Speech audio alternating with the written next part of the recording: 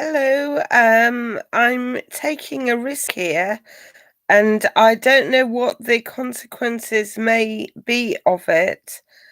I know that some people have been taking their bat home or have an axe to grind in which they press consequences on people for doing very, for even discussing things. I don't think we need to be and ought to be silent about everything. I think there does need to be a milieu for discussion. Um, and I know that some people think it should only be men allowed to discuss things, but I have been fortunate enough to have been granted an education, and yes, I really think that I'm going anyway, I'm going to take a risk. I hope that it won't be an upsetting risk to have taken. Um, by talking about a chip shop, fish and chip shop in New York. Um, it is situated near Yearsley Baths. And I used to, when I was at primary school, go to primary school with the girl whose family owned it back then. It was called Friar Tuck's back then. Then it changed to have a Chinese element to it. So it was fish and chips and Chinese for a while. And now I think it's just fish and chips again. Um, but I passed there in on the bus today, and looking in on the fish and chip shop, all the lights were on.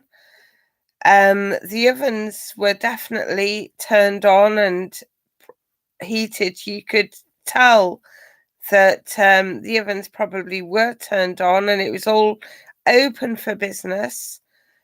How many people would be passing by that way when maybe some people would make a habit of going to the fish and chip shop for a takeaway if they were needing to if they were in a rush, or if they were wanting to avoid cooking or having to wash up or whatever. I know there's a lot of hot oil that needs to be disregarded at the end of all the cooking session. And I couldn't help but think as I passed by on the bus, there was no one in there apart from the staff. How viable a business a fish and chip shop can't be. I mean, the cost of all the fishing in the first place. Um, in Norway, I think a lot of chip shops get their fish from nowadays. Even, not from our local coast nowadays much. And then having, I think they often only cook. They like to have some ready, but some is cooked to order. But how many people would be likely to drop in for fish and chips of an evening nowadays? And you know, um, Rishi Sunak in a speech today. Well, yesterday now. I think we're after 12 o'clock now. But he said in a speech that everybody until they're 18 now in schools should consider practicing maths every day.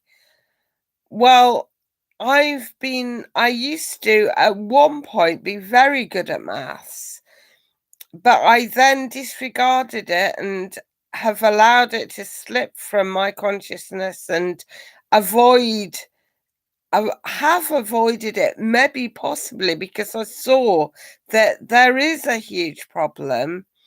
It may be a growing problem in that if it's £6 for fish and chips, which it normally is nowadays, the cost of the rent for the shop, the cost of paying the staff,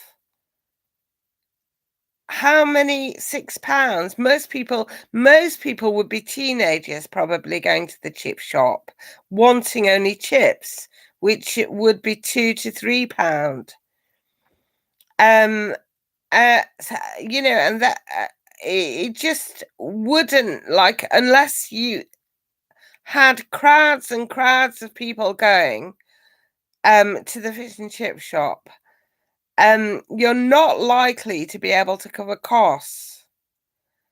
And it is likely, in fact, that the UK is actually an oligarchy, or and maybe we ought to admit that, or is heavily subsidized, and that capitalism just is not viable anyway and doesn't make sense and isn't around anyway. It's all illusory. I mean, furniture shops from the start as well. Like, how many furniture? There were furniture shops in the middle of York, where no one could park. They didn't have vans, and they had beautiful furniture in there, and staff who would be trained to come and say, "Can I help you? What are you looking for today?" If you went into the furniture shop, which was a really big shop. Well, there were a few of them in the middle of the town. Before all Monk's Cross and well, Clifton Moor and all the other places developed. And people do need furniture from time to time, but probably not very frequently if it's good furniture. So it would be unlikely that they would sell many armchairs, and yet they had the costs of their emporium, or wonderful shop to cover somehow. They must have either been very rich and been continually rich and not needing the income from the shop anyway to a certain extent. They may have been benefactors, been very generous, and but maybe they were, making illicit forms of income if they weren't naturally or hadn't somehow been born into a wealthy family. Because really, a lot of the businesses, as if footfall and counting style maths is to come into it, just wouldn't be making sense at all.